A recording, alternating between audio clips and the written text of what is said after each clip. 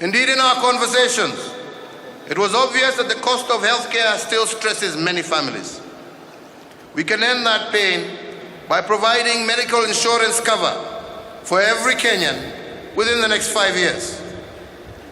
That shall entail major policy and administrative reforms in the medical sector to ensure that all of us have access to quality and affordable medical cover by 2022.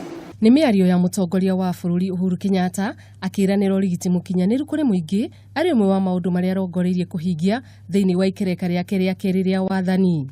Ũndũ ũrĩa thirikari kũhĩtũkĩra Ministry ya ũgima wa mwĩrĩ yambĩrĩirie mũbango wa gũkinyanĩria kĩĩranĩro gĩkĩ kĩa mũtongoria wa bũrũri kũhĩtũkĩra rũhonge rwa NHIF.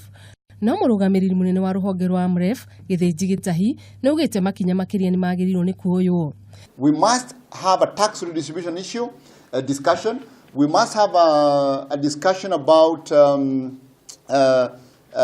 non-tax avoidance, making sure we get more people into the tax bracket so that we have more money to finance our own system. Thenge ya gũkorwo rũhonge rwa NHIF nĩ rũete ikinya rĩu Gĩtahi akauga ona wararamia wa mathibitarĩ nĩ ũrabatarania. Is the supply side, the health centers, the hospitals, the health workers, whatever cadre they are they there to make sure that all these members of NHIF can have adequate coverage? Hamwe na ũguo akauga no nginyagia thirikari inyitanĩre na anyiti itemi rũhonge-inĩ rwa ũrigitani nĩgetha ikinyanĩrie muoroto ũyũ. The only way we can actually give it a good chance is by informing the communities like yourselves, the people who are demanding UHC, so that we put more pressure on the government. It will not work unless we have an informed citizenry that actually demands accountability.